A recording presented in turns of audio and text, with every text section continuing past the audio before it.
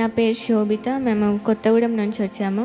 అమ్మా అయితే నేను డిగ్రీ అయిపోయిన తర్వాత ఇంకా మొత్తం స్టడీ స్టాప్ చేసి దేవుని గురించి మొత్తం తెలుసుకోవాలని ఆశపడుతున్నాను.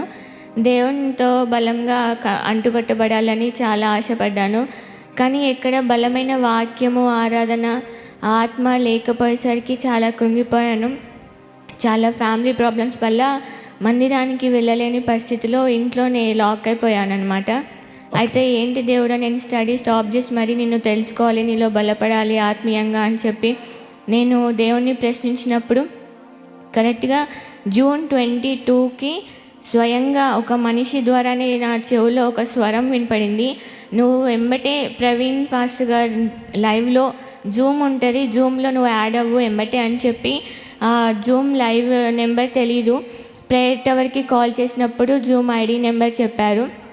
ఎంబటే నేను ఆ రోజే కలిశాను. అది మళ్ళీ ఇక్కడ ఈ పరిచర్య గురించి బయట చాలా చెడ్డగా మాట్లాడుకుంటున్నారు. మరి మాటలను బట్టి మేము ఇంకా లేట్గా ఇక్కడికి రావడానికి టైం పట్టిందనమాట.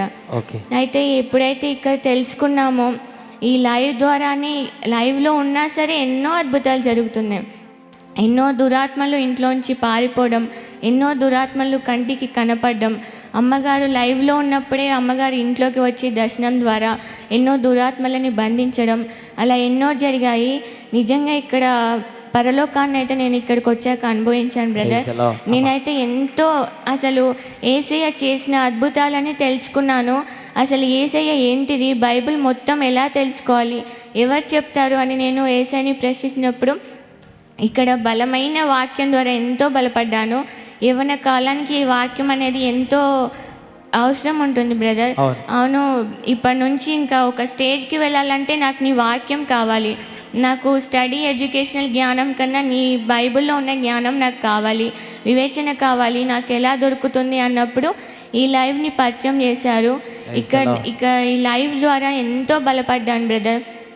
అక్షయ్ అక్కని చూసినప్పుడు పాటల ద్వారా కానీ, మీ పాటల ద్వారా కానీ ప్రతి ఒక్క లైన్ని, బిట్ని అర్థం చేసుకోవడం, ఇన్ని అద్భుతాలు చేశాడా దేవుడు, ఇంత గొప్ప దేవుడా, ఇంత ప్రేమిస్తాడా, ఎట్ల రీతి అంటే అగాపే ప్రేమ అంటారు కదా బ్రదర్, అది అనుభవించాను నేను. ఎవరిని నమ్మట్లేదు బ్రదర్. క్లాస్లో కూడా ఎవరు నాతో మాట్లాడరు, అందరూ సినిమాల గురించే. నాతో ఉంటే దేవుని గురించి నేను మాట్లాడతా, నేనే నా దేవుడి పాటలు పాడతా, ఇష్టమైతే ఉండండి నాతో, లేకపోతే వెళ్ళిపోండి అంట. నాకు ఎవ్వరు ఉన్నారు బ్రదర్. క్లాస్ రూమ్కి వెళ్ళినా సరే యేసయ్య ఎక్కడ కూర్చోమంటావు నువ్వు చెప్పు అని చెప్పి అడిగి కూర్చునేదాన్ని. ప్రతిదీ అరికాల నుంచి నడినెత్తి వరకు దేవుని చిత్తాన్నే ఎరిగి తెలుసుకొని చేస్తా బ్రదర్.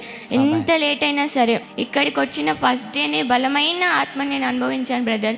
అది చాలా ప్రార్థన చేయడం, బలమైన ఆత్మను పొందుకోవడం, నిజంగా శరీరం మనకి సహకరించారు బ్రదర్. ఈ ఆత్మీయ పోరాటానికి నిజంగా ఎంతో బలపడుతున్నాను బ్రదర్. చాలా వాక్యం నేర్చుకుంటున్నాను, వాటి ప్రకారం అమ్మగారు చెప్పిన ప్రతి వాక్యం ప్రకారం నడుచుకుంటున్నాను, మార్చుకుంటున్నాను, సరిదిద్దపడుతున్నాను.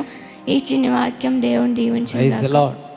అంటే మీకు లైవ్ ఎవరు పరిచయం చేశారమ్మా? మరి ఎవరు పరిచయం చేయలేదు బ్రదర్, స్వయంగా దేవుడే మాట్లాడి చెప్పాడు, జూమ్లో జాయిన్ అవ్వండి అని చెప్పేసి. ఎప్పటి నుంచి మీరు ప్రతిరోజు లైవ్లో ఉంటున్నారమ్మా?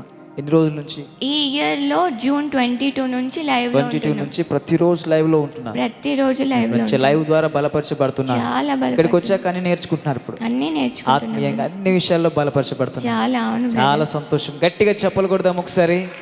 చూసారండి, సహోదరి జీవితంలో, వారి కుటుంబంలో దేవుడు ఎంతో గొప్ప కార్యం జరిగించాడు ఈ లైవ్ ద్వారా. కాబట్టి మీ లైవ్ను అందరికీ షేర్ చేయండి, అందరికీ పరిచయం చేయండి. అందుకే చెప్పేది, ఇలాంటి సాక్షులు మనం బోల్డని వినొచ్చండి. మీరు లైవ్ని షేర్ చేయండి, చాలామందికి లైవ్ పరిచయం అవుతుంది.